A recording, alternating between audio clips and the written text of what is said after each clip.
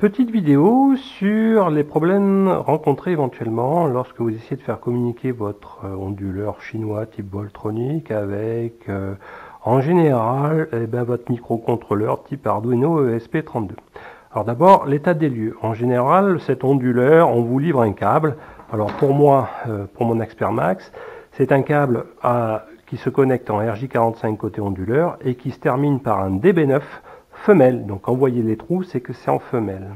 D'ailleurs, très important, la numérotation sur un connecteur DB9 femelle est réalisée de la façon suivante. En fait, la pin 1 se trouve en haut, à droite, puis 2, 3, 4, 5, 6, 7, 8, 9. D'accord? Donc de la droite vers la gauche. A contrario, un connecteur mâle, donc avec les picots, ça sera l'inverse. Le 1 se trouve, il sera ici, le 2, et ainsi de suite, 5, 6, 7, 8, 9.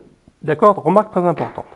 Alors, lorsque vous essayez de communiquer, faire communiquer votre onduleur avec un PC, vous allez utiliser Watch Power et avec ce genre de connexion RJ45 qui se termine par un DB9 femelle, il vous faudra typiquement ce genre de câble donc, qui intègre un convertisseur RS232 TTL, donc série, d'accord, et vous connectez le DB9 femelle avec le mâle, d'accord, de cet acabit-là, et vous connectez après sur l'USB. Généralement, il installe les drivers qui vont bien et ça fonctionne. Vous avez le port COM qui apparaît dans Watch Power et la communication est établie.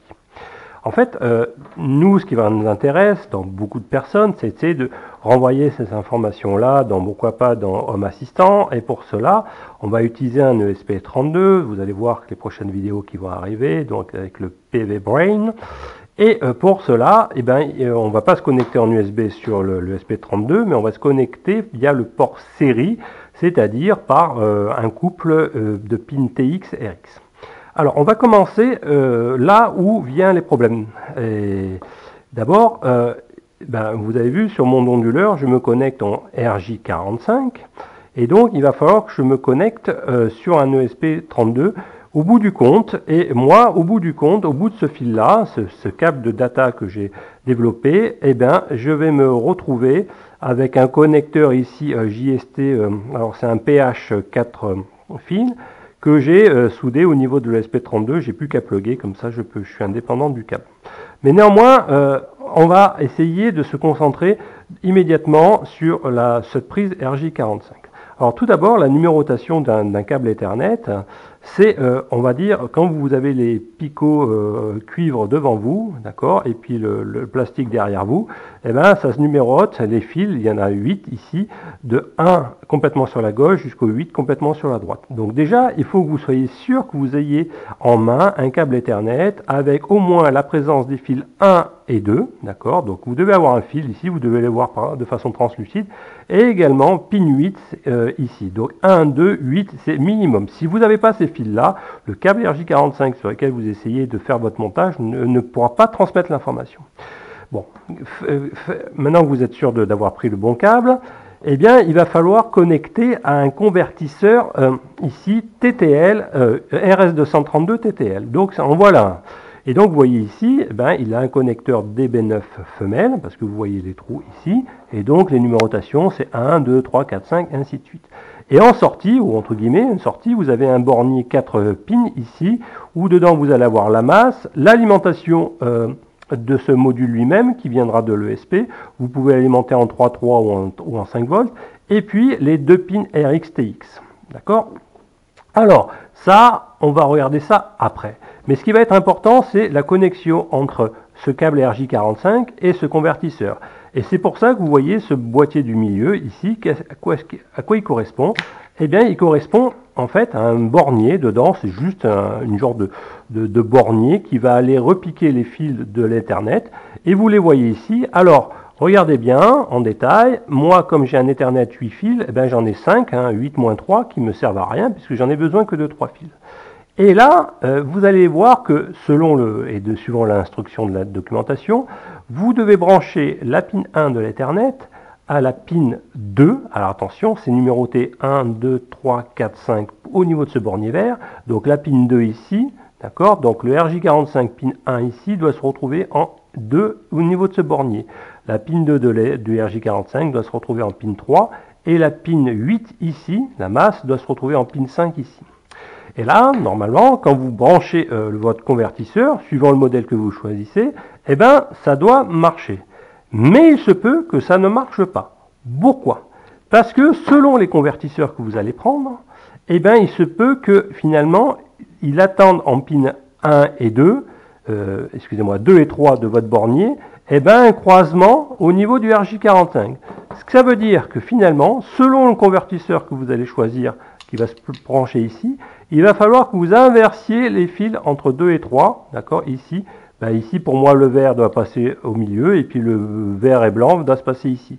Donc, faites-y attention, ça peut être vraiment prise de tête, vous pouvez perdre énormément de temps, le temps que vous compreniez ça.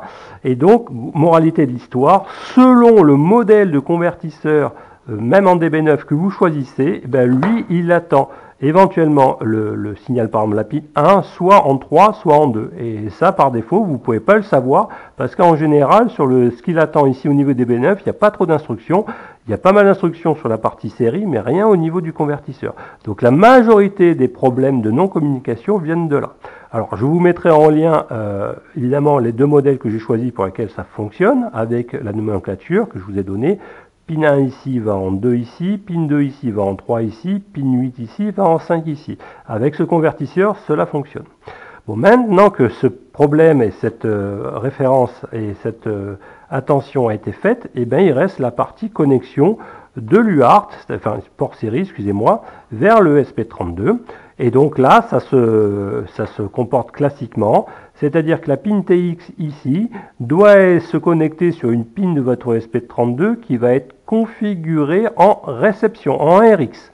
Et aussi, la pin RX de votre convertisseur doit être branchée sur une pin de votre ESP32 qui doit être, elle, configurée en mode TX. Donc, il faut croiser les RX TX entre le convertisseur et votre ESP32. D'accord? Donc ça, c'est très important, mais c'est du classique en communication. Donc, moralité, vous avez donc deux permutations possibles dans tous les cas à tester. Les permutations au niveau de votre port série, d'accord, et les permutations au niveau de votre pin 1 et 2 de votre câble Ethernet. Et quand vous allez tester, par exemple, si ça ne marche pas, mais en testant les 4 combinaisons, hein, parce que 2 x 2, eh bien, normalement, vous allez avoir votre communication qui va démarrer au bout d'un moment. Voilà. Alors, sur ce câble-là, bon, je commence à anticiper mes prochaines vidéos. Vous voyez que, alors ça va être côté ESP32, mon PV Brain. Vous voyez un câble, ici, c'est clairement pour de la communication série avec ces 4 fils. Et puis vous voyez un JST, en fait, ça va être pour un relais, pour le contrôle de relais. Et en fait, c'est un relais qui va être un contact à sec. Pourquoi? Parce que vous voyez dans l'autre bout du câble que j'ai un deuxième port Ethernet qui, lui, va se connecter pour mon Expert Max sur l'écran.